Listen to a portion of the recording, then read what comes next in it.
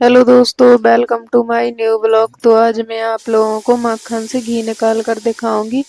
मैंने पहले कभी भी मक्खन से घी नहीं निकाला, क्योंकि मेरे यहाँ मेरी मम्मी और दादी घी निकाला करती थी। जब से मेरी शादी हुई है तभी से मैंने मक्खन से घी निकालना सीखा है। पहले मैंने केवल अपनी मम्मी और दादी को निकालते हुए देखा था। हमारे यहाँ दही को मथ कर मठा और ऐसे मक्खन को अलग किया जाता है। फिर हम लोग मक्खन को एक बड़े बर्तन में स्टोर कर लेते हैं और किसी एक दिन जब बहुत सारा मक्खन हो जाता है तो उस मक्खन से घी निकालते हैं। हमारे यहाँ इसे देसी भाषा में नैनो बोला जाता है। आपके यहाँ मक्खन को क्या बोलते हैं? तो ये है जहाँ पर हम लोग खाना बनाते हैं। पीछे बहुत सारे पेड़ वगैरह लगे हैं। जब भी रात हो जाती है तो हम लोगों को यहाँ काफ़ी डर लगता है, क्योंकि पूरा खुला है। हम लोग यहाँ खाना बनाते हैं। तो मेरा खाना बन गया था, तो उसके बाद मैंने एक बड़ा सा बर्तन रख दिया था, क्योंकि आज एक संडे था। हमारे यहाँ बोला जाता है कि मक्खन से घी संडे या वेडनेसडे को निकाला जाता है। तो मैंने सबसे पहले एक बड़ा बर्तन रख दिया चूल्हे पर। फिर मैंने उसमें मक्खन के बड़े बड़े गोले बनाकर डाले, क्योंकि उसमें एक्स्ट्रा जो मठा होता है वो गोले बनाने के बाद थोड़ा थोड़ा निकल जाता है। फिर मैंने जितना भी मक्खन था सारा डाल दिया। उसके बाद थोड़ा सा बचा था तो वो भी डाल दिया। और मैं चूल्हा बहुत ही धीमा जला रही थी, क्योंकि मक्खन से जब भी घी निकालते हैं तो चूल्हे को बहुत तेज नहीं जलाया जाता है। इसलिए मैंने लकड़ी नहीं लगाई थी, केवल उपले ही लगाए थे।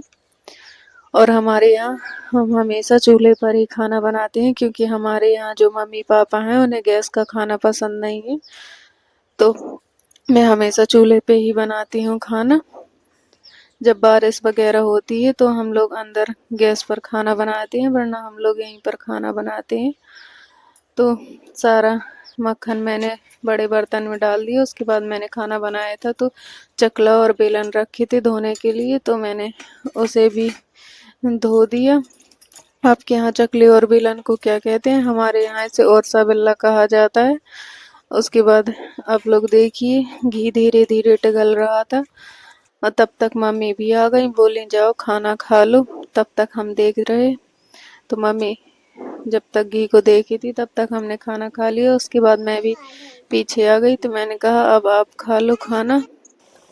मैं देख रही घी को, तो मम्मी भी खाना खाने के लिए चले गई। और ये देखिए, हमारे जहाँ पे हमारा चूल्हा बना है वहीं पे एक अमरूद का पेड़ है। मैंने उससे एक अमरूद तोड़ा, खाया, जो कि बहुत ही अच्छा लगा। उसके बाद हमारा घी आधा पक चुका था, अभी इसे और टाइम लगता।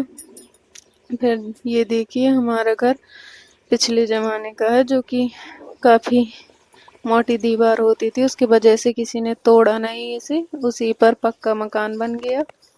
और हमारा घर है जो गांव की सबसे लास्ट में है। अब देखिए, घी भी पक कर तैयार हो गया है। Thanks for watching. Please like share and subscribe my